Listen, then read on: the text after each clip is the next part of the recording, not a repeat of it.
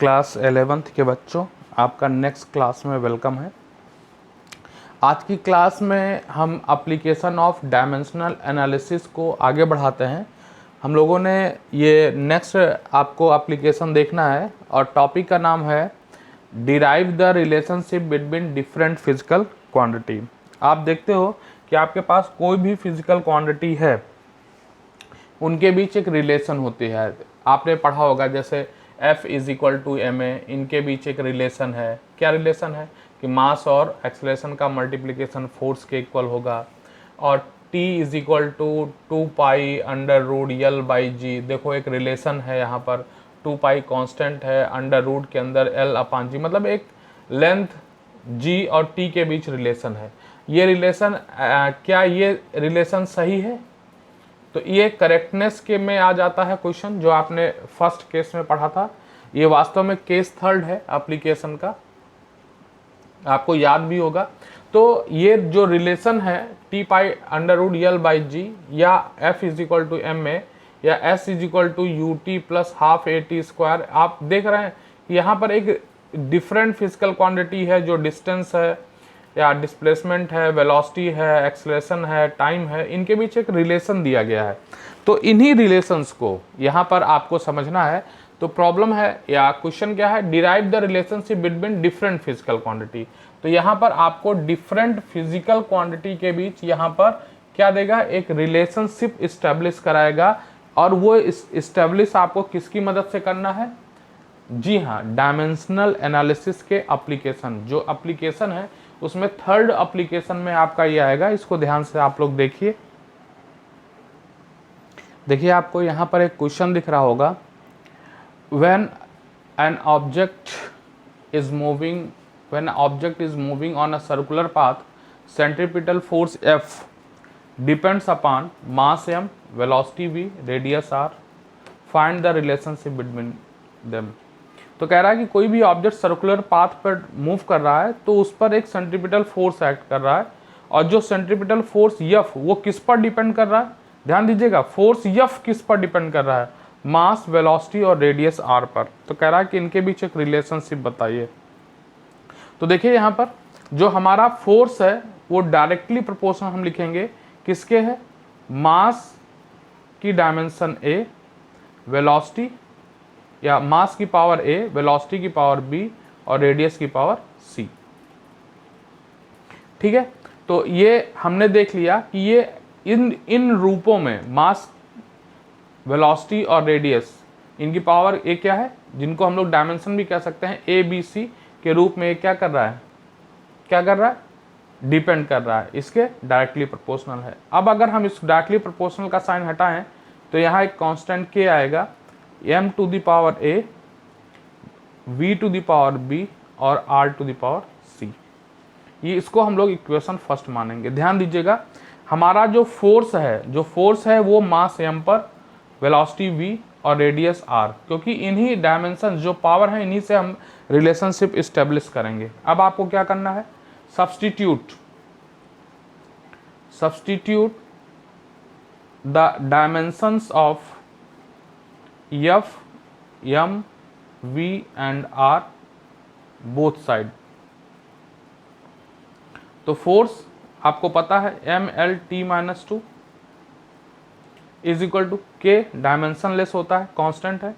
यहाँ M to the power A velocity की dimension, LT-1 to the power B और R मतलब length की पावर C। क्लियर? तो यहाँ से देखिए MLT-2 इज इक्वल टू, यहाँ पर हम लोग लिख दे सकते हैं M to the power A, यहाँ L to the power B है, यहाँ L to the power C है। बेस सेम हो तो पावर्स ऐड हो जाती हैं, L to the power B plus C। ठीक, और यहाँ लेंथ हो गया, और टाइम टू द पावर कितना है? -B। अब आपको LHS और RHS में जो डायमेंशन है उनकी कंपेयर करना है। क्या करना है? Compare the dimension of M, L and T from LHS and RHS। तो यहाँ से देखिए यहाँ पर ऐसे हम 3 पार्ट में इसको डिवाइड कर देते हैं। तो यहाँ से देखिए a इज इक्वल टू क्या आ गया 1, b plus c is equal to क्या आ गया 1, यहाँ l की पावर b प्लस सी है, यहाँ l की पावर 1 है, ये आप कह सकते हैं डायमेंशन। और यहाँ t की पावर माइनस b है और यहाँ पर कितना है -2। तो यहाँ से देखिए, तो यहाँ b इज इक्वल टू कितना आ गया 2, आ गया कि नहीं आ गया। b की वैल्यू यहाँ रखिए, तो 2 plus c is equal to कितना आ गया 1, तो c इज इक्वल टू क्या आ जाएगा -1। मतलब हमने a की भी वैल्यू निकाल ली, b की भी वैल्यू निकाल ली और c की भी वैल्यू निकाल ली। अब इस a, b और c की वैल्यू उठा के इक्वेशन फर्स्ट में आप पुट कर दीजिए। तो अगर आप इक्वेशन फर्स्ट में पुट करेंगे तो देखिए यहाँ से क्या होगा, f is equal to k mass to the power a कितना आया है 1, v की पावर b कितना आया है 2 और r to the power c कितना आया है -1। तो इसको हम लोग लिख सकते हैं f is equal to k m v square upon r to the power -1 को r। तो ये रिलेशन आ गया, ये आपका आंसर है। लेकिन हम लोग आगे चलकर पढ़ेंगे कि इस k की वैल्यू यहाँ पर 1 होती है कांस्टेंट टर्म की। अगर आपको पता है तब तो ठीक है, नहीं पता है तो आप इसको ऐसे छोड़ दीजिए। अगर पता है तो लिख दीजिए since k is equal to क्या हो गया 1, तो f इज इक्वल टू क्या हो गया mv स्क्वायर बाई r। ये आपने हो सकता है कहीं पढ़ा हो या ना भी पढ़ा हो, तो आप अभी ध्यान दीजिएगा। इसको हम लोग सेंट्रीपिटल फोर्स कहते हैं, जो mv स्क्वायर बाई r के इक्वल होता है। ये आप आगे चलकर आगे के चैप्टर्स में इनके बारे में क्या करेंगे, पढ़ेंगे। तो देखिए यहाँ पर हमारा derive the relationship between different physical quantity, ये आपने पढ़ा, ये आपने देखा। आई होप कि आप इसको समझने का प्रयास करेंगे। इसके लिए हम दूसरा क्वेश्चन भी देखेंगे जो आपको समझ में आए। देखिए नेक्स्ट क्वेश्चन दिया है, time period t of a pendulum depends on length of thread l and acceleration due to gravity g, find the relationship between them. तो ध्यान से देखिएगा, ये कोई बॉब है जो यहाँ थ्रेड से हैंग किया गया है, इसका मास m है, ठीक है ना। यहाँ पर ये भी जोड़ लीजिए, access length of the thread l and mass of bob m and acceleration due to gravity g। तो इस पर ये डिपेंड करता है। तो ये इसकी लेंथ l है, यहाँ से इसको हैंग किया गया है, इसका मास m है और इसको ऑसिलेट कराया जा रहा है। तो टाइम पीरियड के बारे में आप जानते हैं, एक ऑसिलेशन जैसे यहाँ से मूव किया, यहाँ से यहाँ आया, यहाँ से यहाँ गया, यहाँ से यहाँ आया, तो इसका एक ऑसिलेशन होता है। तो कह रहा कि इसका जो टाइम पीरियड है, एक ऑसिलेशन का टाइम पीरियड जो है वो लेंथ l, मास m और acceleration due to gravity g पर डिपेंड करता है। तो डायमेंशंस का यूज करके आप इनके बीच रिलेशन डेवलप करिए। तो पिछला तरीका चलिए स्टार्ट करते हैं कि जो हमारा टाइम पीरियड t है वो डिपेंड कर रहा है m to the power a, l to the power b और g to the power c। देखो क्वेश्चन कह रहा है कि डिपेंड्स अपॉन लेंथ, तो length to the power b कर दिया, mass of the bob a कर दिया और एक्सेलेरेशन ड्यू टू ग्रेविटी ये g कर दिया। अब यहाँ से t is equal to directly proportional का साइन हटाएंगे, k m to the power a, l to the power b, g to the power c। ये हम इक्वेशन फर्स्ट बना लिए। क्लियर है कौन किस पर डिपेंड कर रहा है, ये ध्यान दीजिएगा। टाइम पीरियड t किन किन चीज़ों पर डिपेंड करता है, नहीं आप गलत समझ लेंगे तो क्वेश्चन गलत हो जाएगा। तो टाइम पीरियड t हमारा मास, लेंथ और g पर डिपेंड कर रहा है, इस बात को ध्यान दीजिएगा। अब यहाँ पर क्या करना है, नेक्स्ट स्टेप में आपको पता है, substitute the dimension of t m l g, या आप ये कह सकते हैं LHS और RHS की डायमेंशन रखने पर। ध्यान दीजिएगा, अगर डायमेंशन आपको नहीं याद है, मैं फिर से बोल रहा हूँ, आप डायमेंशन लिख के 4-5 बार, 6 बार, 10 बार कॉपी में प्रैक्टिस कर लीजिए। अगर आपको डायमेंशन नहीं याद है तो आप इसको कर नहीं पाएंगे, समस्या आएगी। तो टाइम पीरियड t है, टाइम पीरियड t आप यहाँ m to the power 0, l to the power 0 t लग सकते हैं, ठीक है ना। इधर राइट साइड में m to the power a, length की l to the power g, और एक्सेलेरेशन ड्यू टू ग्रेविटी हमारा एक्सेलेरेशन है l t minus two to the power c. Clear हो रहा है? अब यहाँ पर इसको एक साथ लिख लीजिए, तो यहाँ m to the power 0 l to the power 0 t is equal to, यहाँ पर क्या आ जाएगा, m अकेले है, l यहाँ b है और यहाँ l to the power c है, तो l to the power b plus c हो गया और t to the power minus 2c हो गया। क्लियर हो रहा है? दिख रहा है साफ? तो अब देखिए यहाँ पर कंपेयर करिए, कंपेयर बोथ साइड डायमेंशन, या आप लिख सकते हैं compare the dimension of m l and t, m l and t compare करिए। तो देखिए a इज इक्वल टू क्या आ गया 0, b plus c is equal to क्या आ गया 0, और minus 2c is equal to क्या आ गया 1, तो c इज इक्वल टू क्या आ गया -1/2। c की वैल्यू यहाँ रखिए, तो b minus 1/2 is equal to 0, तो b इज इक्वल टू क्या आ गया 1/2। अब इसकी वैल्यू a b c की वैल्यू इक्वेशन फर्स्ट में रखिए, substitute the value of a b and c in equation first, value रखिए फर्स्ट में, तो t इज इक्वल टू हो जाएगा k m to the power 0 l to the power b की value 1/2 और g to the power -1/2 c की value. तो देखो ये हम m टू द पावर 0, आपको पता है किसी की भी पावर 0 होगी तो वो क्या हो जाएगा 1, तो यहाँ से आ गया t is equal to k l to the power half upon g to the power half, इसको हम लिख सकते हैं k l upon g to the power half, इसको लिख सकते हैं k under root l by g. तो यहाँ से हम लोग क्या लिख लिए, t is equal to k under root l by जी।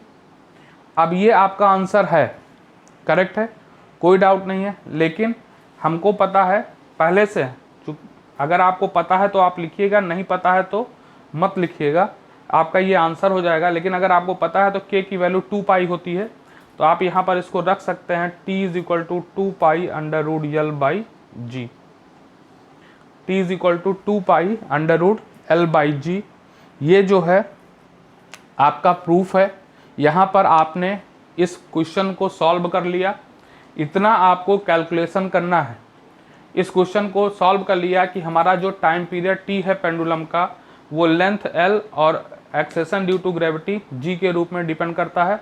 और यहाँ पर जो हमने मास ऑफ द बॉब m माना था, तो यहाँ पर ये बता रहा है कि इसमें मास का टर्म एग्जिस्ट नहीं कर रहा है, तो मतलब जो हमारा टाइम पीरियड है वो मास पर डिपेंड नहीं करता है। यहाँ पर जब भी कोई ऑसिलेशन होता है या जब भी कोई ऑब्जेक्ट ऑसिलेट करता है तब। आई होप कि ये आपको दूसरा क्वेश्चन भी समझ में आया होगा। डिपेंडेंसी के और भी ढेर सारे क्वेश्चंस हैं।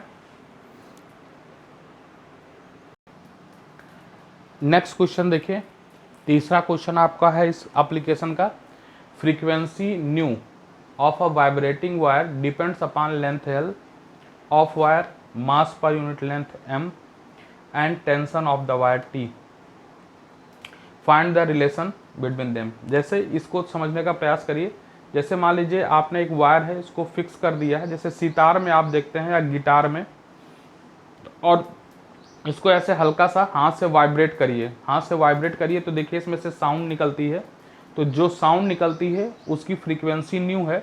और ये कह रहा है ये डिपेंड करती है वायर की लेंथ यल पर। ये वायर है जिसकी लेंथ क्या है यल पर, इसकी मास पर यूनिट लेंथ पर। ध्यान दीजिएगा, ये सबसे इंपॉर्टेंट फैक्टर है जो आप गलत करते हो, मास पर यूनिट लेंथ। मतलब मान लीजिए ये वायर, मान लीजिए 100 kg का है और इसकी लेंथ मान लीजिए है 200 मीटर। तो यहाँ पर देखिए 200 मीटर का मास है अपना, तो यहाँ पर केवल मास की बात नहीं हो रही है, मास पर यूनिट लेंथ की बात हो रही है। मतलब 200 का मास 100 kg है, तो 200 मीटर का मास 100 kg है, तो 1 मीटर का मास क्या होगा उसकी बात यहाँ पर हो रही है। और tension of the wire T, tension मतलब इस वायर में जो खिंचाव है, जब आप इसको बांधोगे, देखिए आप सितार या गिटार में आप उसकी टाइट करते हो उसको, ट्यून या टाइट करते हो, तो उसमें जो टेंशन डेवलप होती है, तो उसी की यहाँ पर बात हो रही है। तो ये कह रहा है कि इन इन चीज़ों पर ये डिपेंड करता है, तो आप इनके बीच क्या करिए, रिलेशनशिप डेवलप करिए। क्या डेवलप करिए, रिलेशनशिप। तो देखिए हम लिख सकते हैं कि जो हमारी क्या है, फ्रीक्वेंसी है, वो डिपेंड कर रही है किस पर, लेंथ, वायर के लेंथ पर, L to the power A, mass पर यूनिट लेंथ पर, M to the power B, और tension of the wire T to the power C पर। तो find the relationship between them. तो इनकी हम लोग डायमेंशन लिखते हैं। तो पहले ऐसे रख दें, nu is equal to k L to the power A, M to the power B, T to the power C। अब substitute the dimension, substitute the dimension. तो डायमेंशन देखिए, फ्रीक्वेंसी की डायमेंशन क्या होगी, जी हाँ, m to the power 0, L to the power 0, T to the power -1। याद होगा आपको, k की डायमेंशन होती नहीं है, L की डायमेंशन क्या होगी, लेंथ की, L to the power A। ये ध्यान दीजिएगा, यहाँ सबसे बड़ी मिस्टेक होती है, यहाँ पर मास नहीं है, यहाँ पर मास नहीं है, यहाँ पर ध्यान दीजिएगा क्या है, मास पर यूनिट लेंथ है। क्या है, मास पर यूनिट लेंथ है, इस बात का ध्यान रखिएगा। तो यहाँ पर आप डायमेंशन m/l रखेंगे, यही सबसे बड़ी गलती होती है इस क्वेश्चन में। और यहाँ पर ये टेंशन है, टाइम नहीं है, टेंशन है। टेंशन एक तरह का फोर्स ही है, तो m/L/t-2, इसकी डायमेंशन क्या हो जाएगी, मास इंटू एक्सलेशन होता है, m/L/t-2 to the power c हो जाएगी। अब यहाँ पर इसको सॉल्व कर लीजिए। तो m to the power 0, L to the power 0, t-1 is equal to, पहले इसको हम सॉल्व कर लेते हैं। यहाँ L to the power A और ये L to the power B है, नीचे है, ऊपर जाएगा तो -b, और यहाँ पर L to the power C, तो यहाँ +c हो जाएगा। m की डायमेंशन देखिए यहाँ पर, तो m की डायमेंशन वहाँ b हो गई, यहाँ +c हो गई, यहाँ से m to the power b, यहाँ m से टू दी पावर c आपस में ऐड हो गई, और t की डायमेंशन यहाँ पर केवल और केवल क्या बचेगी, t to the power -2c। शायद लिख लिया गया है, एक बार चेक कर लीजिएगा कहीं गड़बड़ ना हो। L to the power a -b +c, m to the power b +c, और t to the power -2c। ठीक है, अब आप क्या लिखेंगे, compare the dimension of m, l and t। दोनों तरफ से m, l, t की डायमेंशन को कंपेयर करिए। तो यहाँ देखिए, b की m की पावर b + c है, यहाँ 0 है, तो b + c is equal to 0। यहाँ l की a - b + c is equal to 0, और यहाँ पर t की वैल्यू कितनी दी गई है, -2c, और यहाँ कितना है, -1, तो c की वैल्यू हो गई 1/2। अगर इस c की ध्यान दीजिएगा, यहाँ कैलकुलेशन में कई बार बच्चे गलती करते हैं, तो यहाँ आप c की डायमेंशन 1/2 से यहाँ रख दीजिए, तो b c की 1/2 इज इक्वल टू 0, तो यहाँ b की डायमेंशन -1/2 आ गई।